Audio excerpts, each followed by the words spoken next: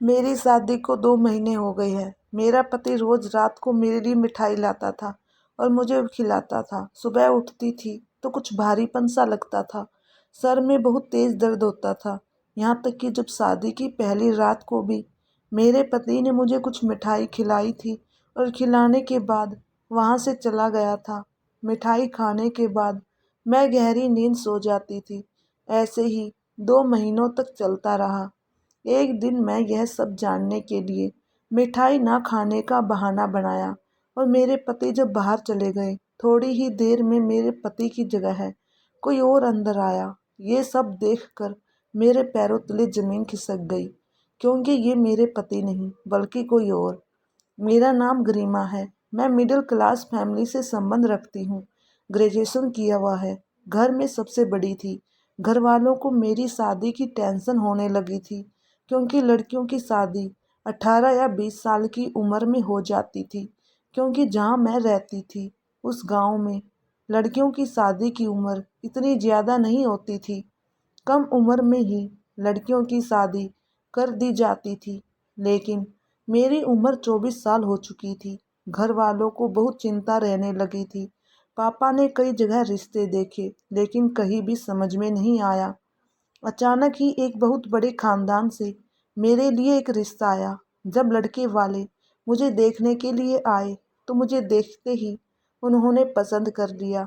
मुझे समझ में नहीं आ रहा था इतने बड़े घर के लोग एक मिडिल क्लास लड़की को कैसे पसंद कर लिया।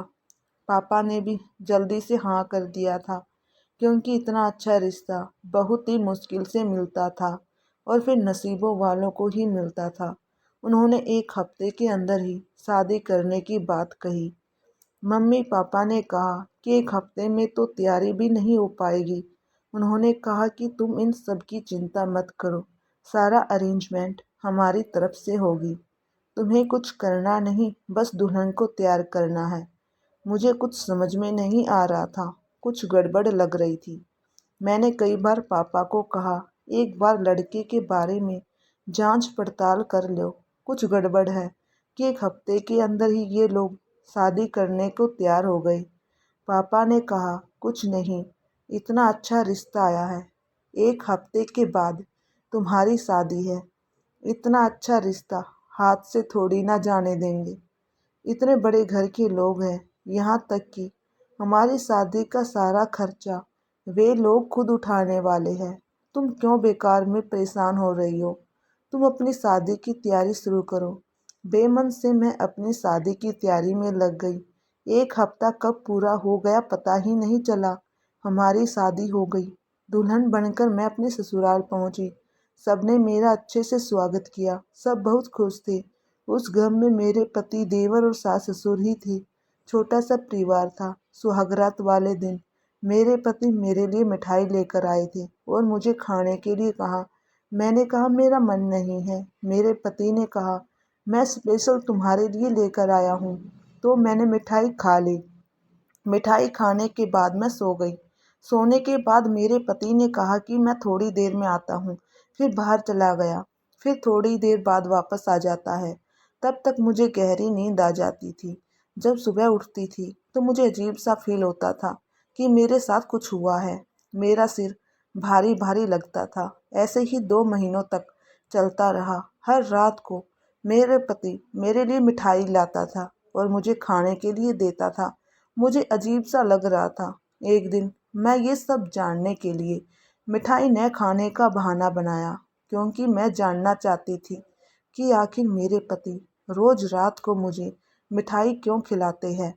फिर सुबह उठने के बाद मेरा सिर भारी भारी क्यों लगता है। फिर एक रात को मैंने मिठाई न खाने का बहाना बनाया और सोने का नाटक करने लग गई। मेरे पति कमरे से चले गए और थोड़ी ही देर में जब वापस आए और मुझे टच करने लगे तो मैंने अपनी आंखें खोली तो मैंने देखा कि ये तो मेरे पति नहीं बल्कि मेरे देवर हैं। मेरे पैरों तले जमीन खिसक गई। मैं समझ गई थी कि 2 महीनों तक मेरे पति जो मिठाई मुझे खिला रहे थे वो नशीली होती थी, जिसे खाते ही मुझे गहरी नींद आ जाती थी।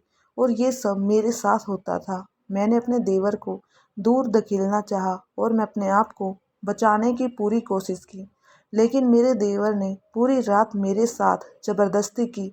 शादी की पहली रात दूल्हा दुल्हन के लिए बहुत खास होती है, लेकिन जब आँख खुलने पर पता चले कि पार्टनर की जगह आपके बिस्तर पर कोई और है तो सिर चकरा जाएगा। सुबह उठते ही मैंने अपने ससुराल वालों को बताया। ससुराल वालों ने उल्टा मुझे ही धमकाया और कहा कि तुम चुप रहो, किसी को बताने की कोई ज़रूरत नहीं। अगर तुमने अपना मुंह खोला तो तुम्हारे लिए अच्छा नहीं होगा।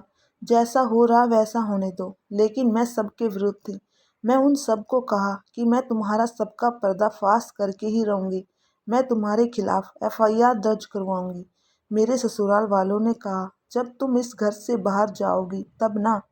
मैंने अपने घर वालों को फ़ोन करना चाहा, लेकिन मेरे पति ने मेरे हाथ से फ़ोन छीनकर दूर फेंक दिया, जिससे मेरा फ़ोन टूट गया। मुझे किसी न किसी तरह इस घर से भाग निकलना था, लेकिन अब मुझ पर पाबंदी लगा दी गई थी। मुझे समझ नहीं आ रहा था हर रात को जब मेरे पति के होते हुए मेरे साथ देवर क्यों सोता था। आखिर क्या कारण है। मेरी सास किचन में खाना बना रही थी तो अचानक किसी का फ़ोन आया। तो मेरी सास फ़ोन पर बात करते करते अचानक फ़ोन वहीं रख कर भूल जाती है, फिर किचन से बाहर चली जाती है। मैंने इस बात का फ़ायदा उठाया। मैं जल्दी से जाकर फ़ोन को उठाया, अपने घर वालों के पास मिला ही रही थी, तभी मेरे देवर आ जाते हैं और मुझे एक थप्पड़ लगाते हैं। वह जल्दी से मेरे सास ससुर को बुलाते हैं। मम्मी पापा, जल्दी देखो यह आपकी बहू रानी क्या कर रही है। अभी अपने घर वालों के पास फ़ोन मिला ही लेती। वह तो सही हुआ कि सही टाइम पर मैं पहुंच गया, वरना पता नहीं यह कर क्या कर बैठती। मुझे ज़बरदस्ती घसीटते हुए ऊपर वाले कमरे में ले जाया गया। मुझे वहां शोरूम में बंद कर दिया गया। खाना पीना वहीं पर देते थे, लेकिन मुझे इन सब से बचकर भाग जाना था। स्टोर रूम में एक खिड़की लगती थी और बाहर एक गली लगती थी। एक दिन मैंने देखा वहां पर कुछ बच्चे खेल रहे हैं। मैं इस मौके को हाथ से नहीं जाने दे सकती थी। मैंने उनको आवाज़ लगाई, लेकिन मेरी आवाज़ उन तक नहीं जा रही थी। फिर मुझे स्टोर रूम में रखी पुरानी अलमारी दिखाई दी। मैंने इसे खोलकर देखा तो अलमारी में ढेर सारी किताबें रखी हुई थी। इन किताबों के पन्नों को फाड़कर मैं बच्चों के ऊपर फेंकने लग गई।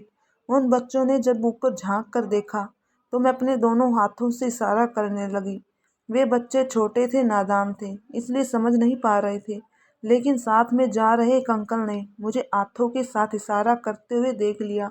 वह अंकल समझ गए थे। पुलिस स्टेशन जाकर सब कुछ बता देते हैं। फिर पुलिस सीधा मेरे ससुराल पहुंच जाती है। साथ में अंकल भी थे। उन्होंने पुलिस को बताया कि यहाँ पर ऊपर वाले रूम में एक महिला अपने हाथ हिला रही थी, कुछ इशारा कर रही थी कि वह किसी मुसीबत में है। मेरे ससुराल वालों ने कहा कि यहाँ पर ऐसी कोई महिला नहीं है। फिर भी पुलिस ने ऊपर वाले रूम में जाकर देखा। कमरे का दरवाज़ा खोलने पर पुलिस वालों को मैं दिखाई दी। मुझे नीचे लाकर पुलिस वालों ने ससुराल वालों को धमकाया। तुम तो कह रहे थे यहाँ पर कोई नहीं, फिर इसे क्यों बंद कर रखा हुआ है? क्या रिश्ता है तुम्हारा इसके साथ? कौन है ये? फिर मैंने बताया कि मैं इस घर की बहू हूँ। फिर उन पुलिस वालों ने उन लोगों से कहा कि कोई इस तरह अपनी बहू को बांध कर बंद कमरे में कैसे रख सकता है? तुम इतना जुल्म क्यों करते हैं? फिर मैंने पुलिस वालों को सारी सच्चाई बता दी। फिर मैंने अपने घर वालों को भी फ़ोन कर दिया था। घर वाले पहुंच चुके थे। फिर मैंने सबको बताया कि शादी वाले दिन से लेकर आज तक मेरे पति हर रात को मेरे लिए मिठाई लाते थे और मुझे खिलाते थे। जब मैं सो जाती थी तो मेरे पति बाहर चले जाते थे। फिर बाद में मेरा देवर कमरे में आता था। वह सारी रात मेरे साथ संबंध बना रहा था। ऐसे ही 2 महीनों तक चलता रहा, लेकिन मुझे शक हुआ, इसलिए मैं एक दिन बिना खाए मिठाई सो गई। जब मेरे देवर अंदर आए तो मैंने देख लिया और मैंने ये सब अपने ससुराल वालों को बताना चाहा। इसलिए मेरे ससुराल वालों ने मुझे कमरे में बंद कर दिया। यहाँ तक कि मेरा फ़ोन भी उन्होंने तोड़ दिया कि मैं कहीं फ़ोन ना मिला लूँ। पुलिस की मार खाने के बाद उन्होंने सच्चाई उगल दी कि ये सब क्यों कर रहे थे। उन्होंने मेरी सास ने बताया कि उनका बड़ा बेटा किन्नर है, ये बात मेरे घर के अलावा बाहर किसी को नहीं पता था और मुझे उन्होंने एक वारिस चाहिए था और यह काम उसका छोटा बेटा ही कर सकता था। इसी प्रकार छोटा बेटा उसकी पत्नी के साथ 2 महीनों तक संबंध बनाता रहा। मेरे मम्मी पापा ने मेरे ससुराल वालों को खूब धमकाया सुनाया, कहा कि तुम लोगों को शर्म आनी चाहिए अपनी बहू के साथ ऐसा घटिया घिनौना काम करते हुए। अरे हमने तो सोचा था कि हमारी बेटी बहुत किस्मत वाली है जो ऐसा खानदान मिला है, बहुत अमीर परिवार मिला है। मेरी बेटी हमेशा हमसे कहती थी कि कोई गड़बड़ है, लेकिन हम ही ने उनका विश्वास नहीं किया।